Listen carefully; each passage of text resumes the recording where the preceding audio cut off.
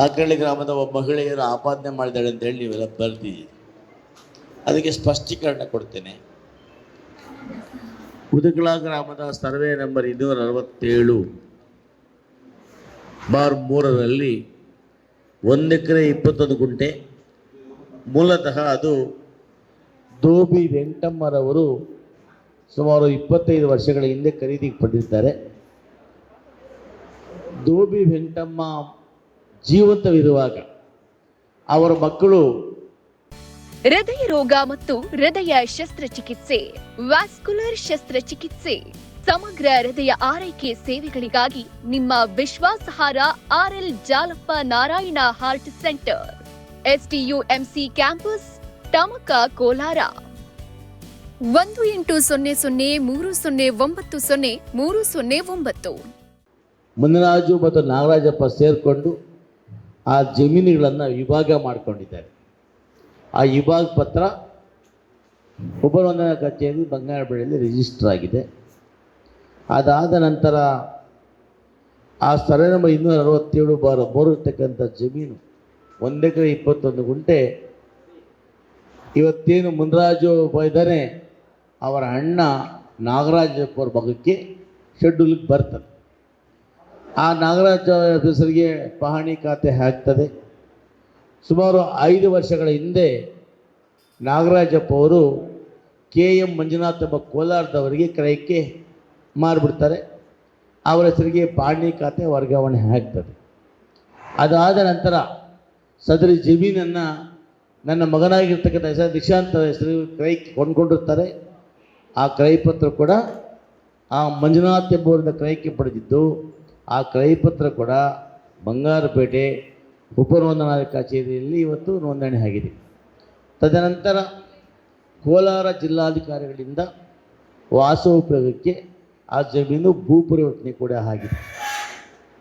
ಏತನ್ಮಧ್ಯೆ ಈ ನಾಗರಾಜಪ್ಪನ ತಮ್ಮ ಆ KM ಗೋಪಾಲ್ ಮತ್ತು ಅವರ ಹೆಂಡತಿ ಜಲಜಾಕ್ಷಿರವರು ಅವರ ಮಕ್ಕಳು ಸೇರಿಕೊಂಡು ಅಲ್ಲಿ ಬಂದು ಒಂದು ಶೆಡ್ಡನ್ನು ಹಾಕ್ಕೊಂಡು ಅಕ್ರಮ ಪ್ರವೇಶ ಮಾಡಲಿಕ್ಕೆ ಪ್ರಯತ್ನ ಪಟ್ಟಾಗ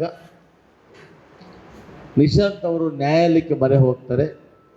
ನ್ಯಾಯಾಲಯ ಈ ಜಮೀನು ನಿಶಾಂತ್ ಅವರು ಸೇರಿದ್ದಾಗಿದ್ದು ಭೂ ಪರಿವರ್ತನೆ ಆಗಿರುತ್ತದೆ, ಯಾರೂ ಕೂಡ ಅಕ್ರಮ ಪ್ರವೇಶ ಮಾಡಬಾರ್ದು ಅಂತೇಳಿ ನ್ಯಾಯಾಲಯ ಇಂಜೆಕ್ಷನ್ ಸ್ಟೇ ಕೊಟ್ಟಿದೆ. ಇದು ವಾಸ್ತವಾಂಶ.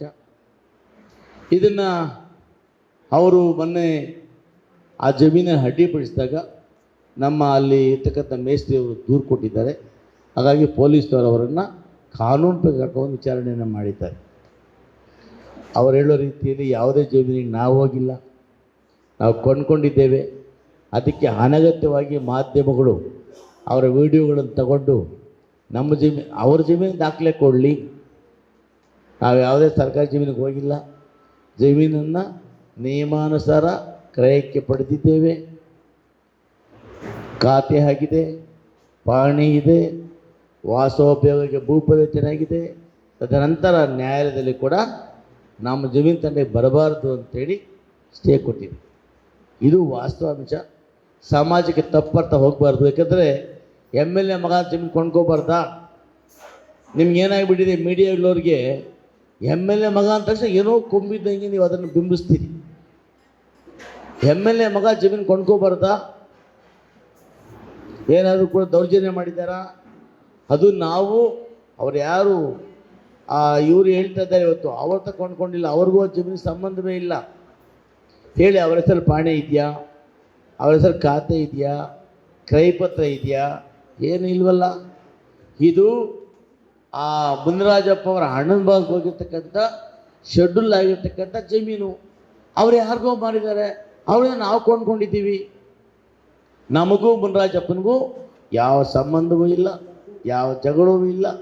ಕಾನೂನು ರೀತಿ ನ್ಯಾಯದ ರೀತಿಯಲ್ಲಿ ಕ್ರಮ ತಗೊಳ್ಳಿ ಅಂತೇಳಿ ನಾವು ಪೊಲೀಸರಿಗೆ ಮನವಿ ಮಾಡಿದ್ದೇವೆ.